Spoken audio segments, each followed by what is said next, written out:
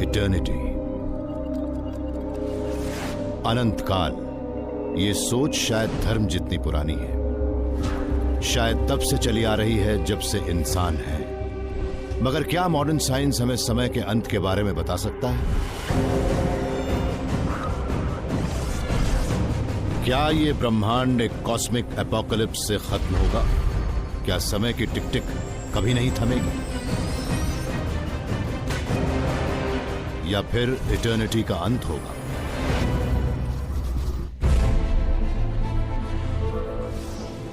Space, समय और खुद जिंदगी, ब्रह्मांड के ये रहस्य हम जानेंगे थ्रू द वर्म होल।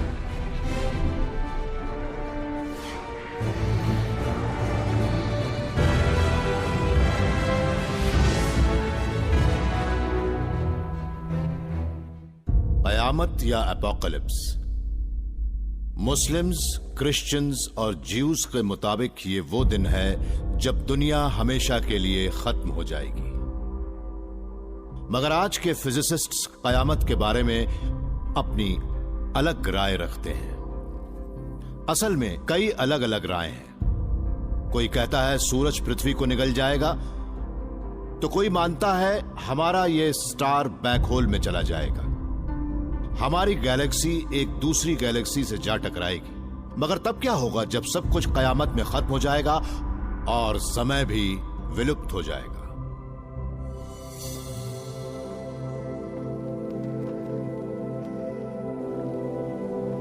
मैं उस वक्त बहुत छोटा था जब मेरी दादी गुजर गई।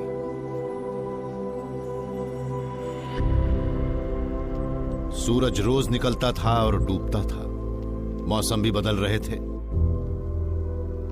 मैं अक्सर सोचता था कि क्या मेरी दादी का वक्त सचमुच खत्म हो गया था। मैं सोचता था कि जब ब्रह्मांड अपनी चाल से चल रहा है, फिर वक्त कैसे खत्म हो सकता है? एंशिएंट ग्रीक्स और इजिप्शियंस इटर्निटी को समय से पार की जगह मानते थे। वो मानते थे कि समय एक विशाल गोला है जो रोज बरोज उगते ढलते सूरज और बदलते मौसम का आईना है। मगर आज हमने वक्त के उस गोले को एक लाइन में बदल दिया है जो हमारे बीते कल से आने वाले कल तक जाती है। अब हमें यह पता लगाना है कि यह लाइन लगातार बढ़ती जाएगी या फिर कहीं खत्म भी होगी। लगता है कि शायद यह इटर्निटी की गुत्थी हमारे ही दिमाग की उपज है। एंथ्रोपोलॉजिस्ट वेरा डिसिल्वा सिन्हा और लिंग्विस्टिक साइकोलॉजिस्ट क्रिस सिन्हा हमेशा यही सोचते रहते हैं कि लोग वक्त के बारे में क्या सोचते हैं। हमारा समाज काफी बड़ा और बेहद कॉम्प्लेक्स है। हमारे पास अगर कैलेंडर या घड़ी ना हो तो हम शायद कुछ कर ही न पाए। इस तरह हम टाइम कॉन्सेप्ट्स और वक्त को मापने के तरीके को कॉग्निटिव टेक्नोलॉजी कहते हैं। ये टेक्नोलॉजी है हमारे दिमाग की। मगर क्रिस और वेरा ने पाया कि दुनिया में हर जगह समय को इसी तरह से नहीं देखते। इसका पता उन्हें एक दुर्लभ अमेजोनियन ट्राइब की लैंग्वेज और कल्चर की स्टडी करने पर लगा। वो थे एमनडावा लोग। एमनडावा लोग ब्राजील के एक राज्य होंडोनियो में रहते हैं और 1984 में ब्राजील की सरकार ने उनसे कांटेक्ट किया था। एमनडावा लोगों के पास ना तो कैलेंडर होता है ना ही घड़ी होती है। उनकी भाषा में तो समय नाम का शब्द भी नहीं है। अगर आप एमोंडावा लोगों के मुताबिक समय की बात करेंगे तो वो ज्यादा से ज्यादा सूरज होगा, या फिर वो बरसात या गर्मी के मौसम के बारे में कहेंगे। मगर इनसे तो समय को नहीं समझाया जा सकता ना। एमनडावा लोगों के समय बताने के तरीके को समझने के लिए क्रिस और वेरा ने कुछ पेपर प्लेट्स को अरेंज किया। तो हमने ये देखा है कि मौसम सिर्फ दो होते हैं, बारिश और गर्मी के। तो हमने इन प्लेट्स की मदद से मौसम को बांटने की कोशिश की है। एमनडावा कबीले का कोई आदमी प्लेट्स को दिन या महीने के हिसाब से नहीं रखेगा, बल्कि उन 2 मौसमों में होने वाली खास कुदरती घटनाओं के हिसाब से करेगा। एक मौसम के इन छोटे छोटे सब डिवीजन के लिए वो आपको एक कहानी सुनाएगा, फसल लगाने और काटने की कहानी। ये भी बताएगा कि उस वक्त कौन से फल पकते हैं और उस वक्त जंगल में क्या होता है, नदी का पानी बढ़ता है या घटता है, मतलब इस तरह की बातें। हाँ। समय को मापने का यह तरीका किसानों के लिए तो सही लगता है, मगर हमारे इंडस्ट्रियलाइज्ड कल्चर्स में एक ज्यादा रिजिड सिस्टम ने अपनी जगह बना ली है। हम शायद 7 प्लेट्स लगाएं, हफ्ते के हर दिन के लिए 1 प्लेट, या फिर हम दिन को घंटों में बांटकर उनसे एक गोला बना दें। मगर एमंडावा लोग इन घटनाओं को कभी एक खास शेप में अरेंज नहीं करते हैं। उन्हें घटनाओं की शेप से कोई खास मतलब नहीं है, उन्हें फिक्र है हर घटना के कंटेंट की। वो समय को एक स्पेशल डायमेंशन जैसा नहीं मानते हैं। वो ये नहीं मानते हैं कि समय एक लाइन है जिसमें एक फ्यूचर है जिसके बारे में हमें सोचना है और एक पास्ट है जिसे हमें पलट कर देखना है। हम अक्सर ये कहते हैं कि हम अपने बचपन में झांकते हैं, मगर अमंडावा लोग अपने बचपन में नहीं झांकते। वो कहते हैं कि हम कभी छोटे थे, हमारा बचपन था, अब उसे क्या देखना। तो एमंडावा उस लाइन को नहीं देखते जिसमें उनका जीवन कल से आज में आया है, मगर वेस्टर्न कल्चर्स में हम अपनी जिंदगी की इस टाइम ज्योमेट्री को पूरी तरह से मानते हैं। एक इंसान की जिंदगी भी एक लाइन जैसी होती है जो जन्म से मौत तक जाती है। उस लिहाज से हम ये भी मानते हैं कि हमारे ब्रह्मांड की भी एक टाइम लाइन है। उसका जन्म भी 1400 करोड़ साल पहले बिग बैंग से हुआ था और वो दिन भी आएगा जब वो खत्म हो जाएगा। ब्रह्मांड के जन्म से पहले कोई समय नहीं था और जिस दिन कयामत के बाद वो खत्म होगा उस दिन वक्त भी थम जाएगा। थियोरेटिकल फिजिसिस्ट फोर्टिनी मार्कोपोलो एमंडावा लोगों की तरह ये बात नहीं मानती। अगर हम ये कहते हैं कि समय का अंत होगा तो ये भी कहना पड़ेगा कि उसकी शुरुआत हुई थी। ये बात भी जन्म और मौत जैसी ही है। अगर जन्म नहीं होगा तो मौत कैसे होगी? मुझे कोई ये बता सकता है कि अगर समय नहीं था तो फिर वो आया कहाँ से? फोर्टिनी समय के फंडामेंटल नेचर को समझने की कोशिश कर रही हैं, मगर सब एटॉमिक पार्टिकल्स की माइक्रोस्कोपिक दुनिया में ये एक बड़ा ही ट्रिकी कॉन्सेप्ट है। क्वांटम मैकेनिक्स की थ्योरी के मुताबिक ये पार्टिकल्स एक दूसरे से सॉलिड डिफाइंड ऑब्जेक्ट्स की तरह नहीं बल्कि एमॉर्फस क्लाउड्स के रूप में इंटरैक्ट करते हैं। मतलब वो पार्टिकल्स एक ही वक्त पर वहां हैं भी और नहीं भी है। ऐसे में ये नहीं कहा जा सकता कि 2 पार्टिकल्स एक दूसरे से मिले भी थे या नहीं। अगर हम क्वांटम मैकेनिक्स के नियमों को इंसान या प्लेनेट जैसी बड़ी चीजों पर लागू करें तो बड़ी चौंकाने वाली बातें सामने आ सकती हैं। मैं यहाँ बैठकर आपसे बात कर रही हूँ। अब ये मान लीजिए कि हमारे ब्रह्मांड में एक ब्लैक होल गलती से मुझे अपने अंदर खींच लेता है। अब क्वांटम थ्योरी के मुताबिक वो बड़ा सा ब्लैक होल मेरे पीछे है भी और नहीं भी है। उसकी वजह से हो सकता है कि हम बात कर सके या नहीं कर सके। कई क्वांटम फिजिसिस्ट्स किसी घटना के होने की इस अनसर्टेनिटी का तर्क देते हुए कहते हैं कि समय हमारे ब्रह्मांड में एक फंडामेंटल चीज हो नहीं सकता। हमने उसकी कल्पना की है, मगर अल्बर्ट आइंस्टाइन इन क्वांटम मैकेनिक्स से सहमत नहीं थे। वो मानते थे कि समय तो ब्रह्मांड की फैब्रिक में अच्छी तरह से बुना हुआ है। उनके समर्थकों का कहना है कि स्पेस एंड टाइम का जन्म भी बिग बैंग के साथ ही हुआ था। मगर फोर्टिनी मानती हैं कि समय के बारे में ये दोनों ही बातें गलत हैं। उनका कहना है कि समय सच है और इटर्नल है, मगर इसे मानने के लिए हमें स्पेस को रीइमेजिन करना पड़ेगा। चलिए मान लेते हैं कि ये स्पेस है, वो दुनिया जिसमें हम रहते हैं, और ये जो लाल तारे हैं ये बाकी सब चीजें हैं। अब ये जाल कनेक्टिविटी के लिहाज से हमारे बीच की दूरी को रिप्रेजेंट करता है। तो हम मान लेते हैं कि ये मैं हूँ और ये है मेरी सहेली अरेलिया और ये है मेरा दोस्त हेलमेट। अब मुझे 1 2 3 4 5 6 कदम चलना पड़ेगा अरेलिया तक पहुंचने के लिए, और फिर 1 2 3 4 5 6 7 8 9 10 11 12 13 14 15 कदम चलकर हेलमेट तक पहुंचना पड़ेगा। मगर बिग बैंग के बाद स्पेस का जाल इस तरह से नहीं फैला था। मुमकिन है कि जब ब्रह्मांड बना था तब मैं हेलमेट से सिर्फ 1 कदम की ही दूरी पर रही हूँ, और ये दोनों तब मिले जब सब कुछ एक दूसरे से इस तरह से मिल गया था। उस बेहद गर्म और डेंस बिग बैंग के बाद सब कुछ सिमटकर एक पॉइंट पर आ गया था। तब स्पेस की बात बेमानी थी, मगर फोर्टिनी का दावा है कि समय उस वक्त भी था। अगर हम स्पेस को भी हटा दें तो समय को नहीं हटा सकते। समय तो पहले भी था और वो हमेशा के लिए रहेगा भी। अगर फोर्टिनी सही है तो जाहिर है वक्त कभी नहीं थमेगा।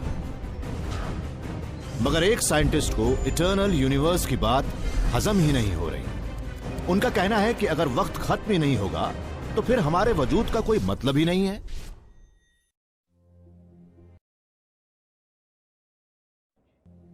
इटर्निटी, ये बात कभी धर्म में विश्वास करने वाले लोगों से जुड़ी थी या फिर प्यार करने वालों से। अब कुछ साइंटिस्ट्स मानते हैं कि समय शायद कभी खत्म ही नहीं होगा। लेकिन अगर इटर्निटी वाकई है तब तो सचमुच कई बड़ी अजीब चीजें होंगी।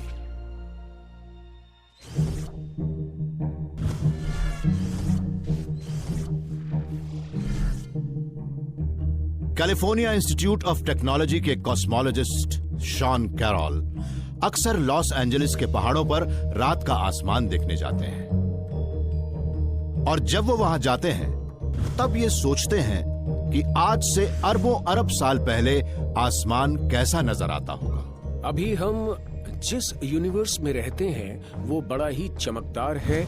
उसमें चमकते तारे हैं, 100 अरब गैलेक्सीज हैं और हर गैलेक्सी में करीब 100 अरब तारे हैं। मगर वो तारे हमेशा नहीं चमकते रहेंगे, उनका फ्यूल खत्म हो जाएगा, उनकी जिंदगी तय है। आज से 10 या 15 साल बाद शायद वो सारे तारे खत्म हो जाएंगे और आसमान में कोई तारा ही नहीं होगा। आज से 10 लाख अरब साल बाद सिर्फ एक सेलेस्टियल ऑब्जेक्ट बच जाएगा, वो होंगे ब्लैक होल्स। आप शायद ये कहें कि हमारा काम तमाम ब्लैक होल्स और खाली स्पेस, मगर नहीं, वो ब्लैक होल्स इवेपोरेट होंगे और उनसे निकलने वाली रेडिएशन से वो ब्लैक होल खुद ही सिकुड़ जाएंगे।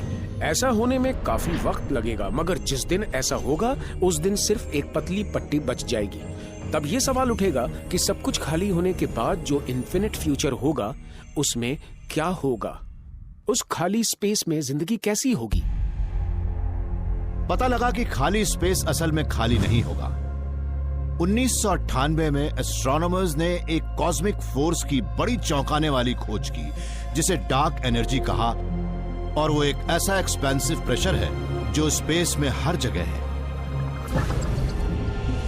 आने वाले दिनों में खाली ब्रह्मांड में भी वो एनर्जी भरी होगी, और क्वांटम मैकेनिक्स मानता है कि जहां कहीं भी एनर्जी होगी वहां पार्टिकल्स अपने आप ही बनने लगते हैं।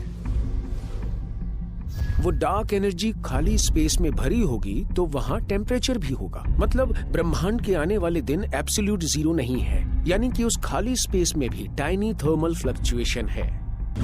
अगर हम मान लें कि ये अवन हमारा ब्रह्मांड है तो इसके अंदर देखने पर हमें कई चीजें नजर आएंगी। अगर 1000 अरब साल तक इंतजार करें तो हम देखेंगे कि ब्रह्मांड में एक इकलौता फोटॉन घूम रहा है। अगर ब्रह्मांड को ज्यादा वक्त मिलेगा तो और भी पार्टिकल्स बनेंगे। तब शायद 30 करोड़ अरब साल बाद एक ऐसी चीज सामने आए जो इंसान के दिमाग जितनी ही कॉम्प्लेक्स और अनोखी हो। और अगर हम और इंतजार करें, करोड़ अरब साल तक इंतजार करें, तो फिर हो सकता है कि नया बिग बैंग भी हो जाए और उस अफरा तफरी से एक नए ब्रह्मांड का जन्म भी हो जाए। शॉन मानते हैं कि इन रैंडम फ्लक्चुएशन से एक बड़ी समस्या खड़ी होगी। अगर ब्रह्मांड कभी खत्म नहीं होता तो इन्फिनिट समय की वजह से इन्फिनिट पॉसिबिलिटीज भी सामने आएंगी और हमारा एक दूसरा रूप भी होगा जो ये मानेगा कि वो पहले आया है।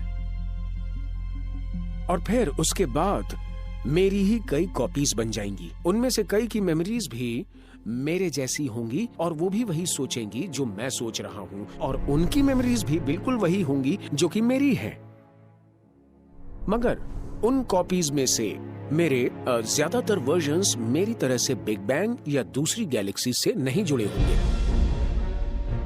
इनमें से शॉन का हर वर्जन यही सोचेगा कि वो पहले आया था। वो सब यही मानेंगे कि वो पेंसिल्वेनिया में पले बड़े हैं, हार्वर्ड में पढ़े हैं और फिजिक्स की किताबें पढ़ी हैं। मगर वो असल में रैंडम फ्लक्चुएशंस होंगे जो अचानक ही पैदा हो गए और कल के वो घुसपैठिए खाली स्पेस में रहेंगे। अगर ब्रह्मांड कभी खत्म नहीं होता और इस तरह के फ्लक्चुएशंस होते हैं और वो हर काम करते हैं जो हम सोच सकते हैं, तो फिर हम अपनी मेमोरीज को एक्सेप्ट या बिलीव नहीं कर पाएंगे। अगर इंसान, गैलेक्सीज और ब्रह्मांड इस तरह से रैंडमली फ्लक्चुएट होते रहे तो अंत में तो ये ब्रह्मांड की असली तस्वीर नहीं होगी।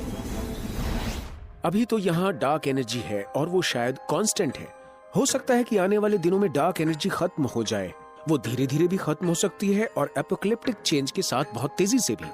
चाहे जो भी हो, एक न एक दिन वो डार्क एनर्जी खत्म तो होगी और तब ब्रह्मांड का टेम्परेचर भी शून्य हो जाएगा और उस वक्त हमें उन दूसरे शॉन्स से भी छुटकारा मिल जाएगा और बुरी मेमोरीज भी मिट जाएंगी। उससे हमें कॉस्मोलॉजी की नई थ्योरी मिलेगी जिसके मुताबिक अगर कोई इंसान होगा तो वो एक असली ब्रह्मांड में ही होगा। अगर डार्क एनर्जी बढ़ती रही तो हमारा कॉस्मोस भी बढ़ता जाएगा और तब हम सबके ही अनगिनत रूप बन जाएंगे और वो सब अभी से इटर्निटी तक बने रहेंगे। ऐसे किसी ब्रह्मांड को सिर्फ एक ही चीज बचा सकती है, एक कॉस्मिक एपोकलिप्स।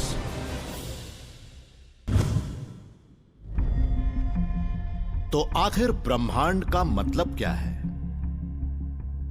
पहले तो इसका मतलब सब कुछ था, मगर अब कुछ साइंटिस्ट्स को लगने लगा है कि ब्रह्मांड के बनने में सिर्फ तारों और गैलेक्सीज का ही हाथ नहीं था जैसा कि हम अभी तक मान रहे थे।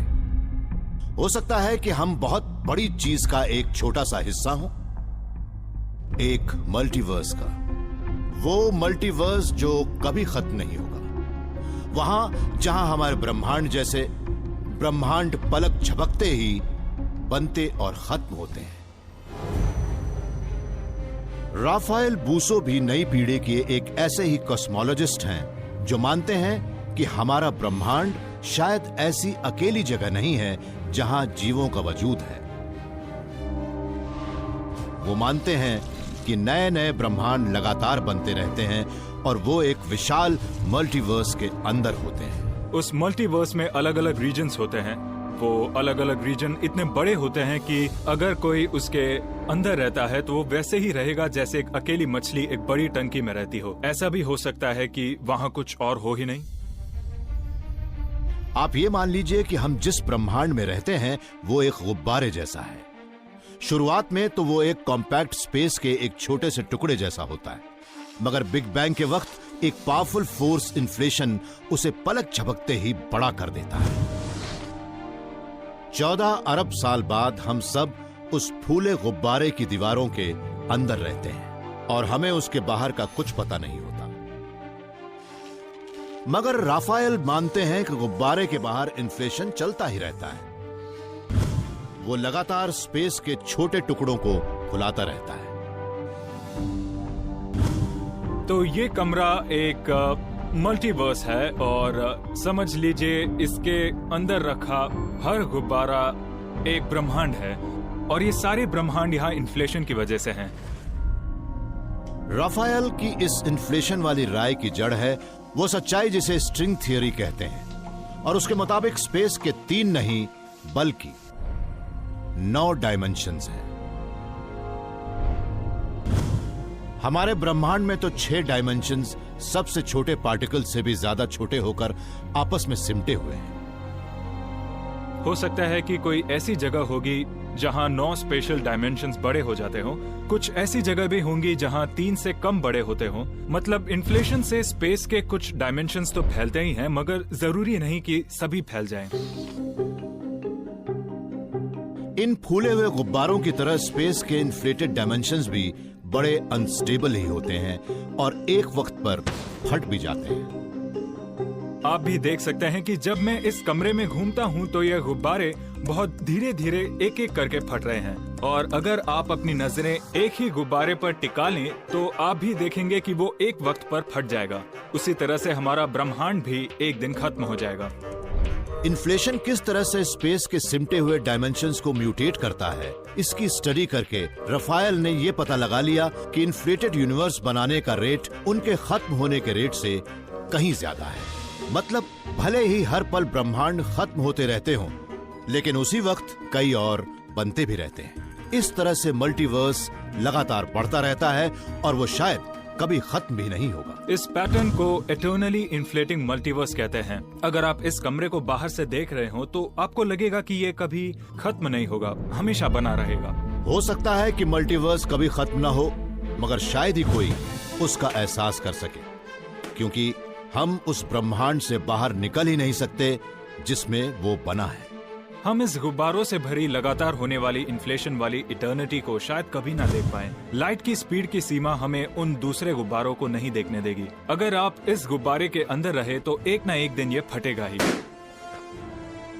अगर आप किसी ब्रह्मांड में रहते हैं, उसमें तो रहना ही पड़ेगा।